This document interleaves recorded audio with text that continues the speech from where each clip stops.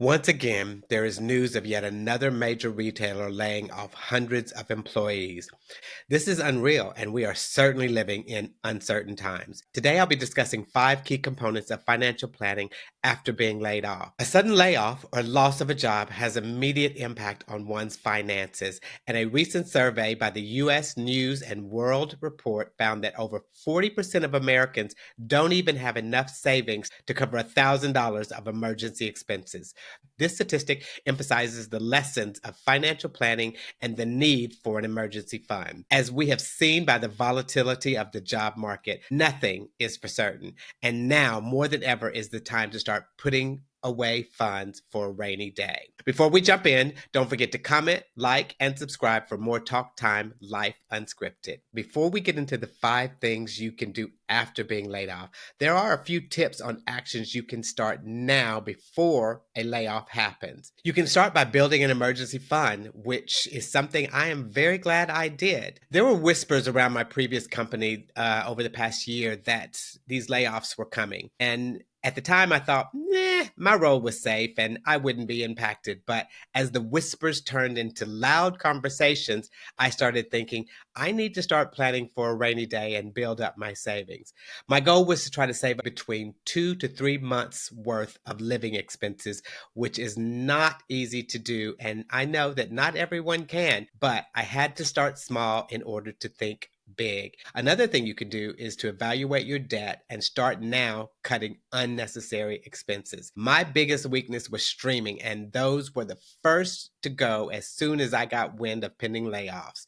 You can also downgrade your car insurance if you can. My car was paid off, so why was I still paying for full coverage? So I temporarily went for liability only. I can always add full coverage back once the dust settles.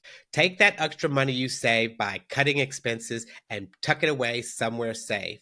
I also started to look at downgrading my credit cards to no annual fees. I miss my perks, but I had to let go of those because I knew that I needed to save money and I could always upgrade my cards again at a later date. Understand how much money you have available and how long it will last based on your current spending habits.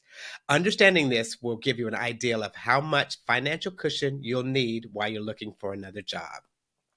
Number 2, create a strict budget. Trim unnecessary expenses and prioritize the essential ones. Outline your fixed monthly costs like your rent, your utilities, your groceries, and adjust non-essential spending. Creating a budget will help you stretch your savings and reduce financial stress while finding employment. Number 3, cut non-essential spending. Look for ways to reduce or eliminate discretionary expenses such as dining out, subscriptions, or impulse purchases. My weakness was always Amazon. I also loved eating out, and the food delivery, that would get me every time. But I knew that had to come to an end because it was more important for me to save money. Once you cut out the extra spending, take that money you would have spent and tuck it away into a savings account. Number 4, understanding and maximizing benefits. If you qualify for unemployment benefits, research on how to apply for them and understand the full extent of what's available to you. This was my lifeline. Trust me, I ain't getting rich from unemployment, but it can at least help me with paying a bill or two. Also, check and see if there's any health insurance options through your previous employer, such as Cobra, or through government programs. Yeah, government programs. I'll digress there. But also consider any other benefits that you might be eligible for in order to make sure you have funds for a rainy day. Number 5, plan for the long term and set financial goals. Beyond your immediate needs, start setting up goals on how you'll manage your finances during the job search and after landing a new position. Think about your long-term financial security, such as retirement, savings, and whether you need to adjust your investments or saving strategies during this period. You need to review your credit and debt repayment strategy and make sure you have a clear plan for managing credit card payments, student loans, or any other debt you may have. If needed, negotiate with your creditors and request hardship deferment payments until you find new employment. The end goal is to create a solid financial foundation that helps you reduce stress and allows you to focus on your next steps if a layoff happens. Being proactive about your finances can make a huge difference as you navigate unemployment until you find a new job.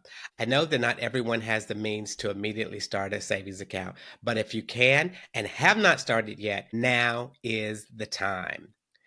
Thank you guys again for joining me today on Talk Time Life Unscripted. Until next time, set those notifications and be on the lookout for upcoming content. Also, drop me a comment and let me know if there's any other topics you'd be interested in discussing. Ciao, ciao.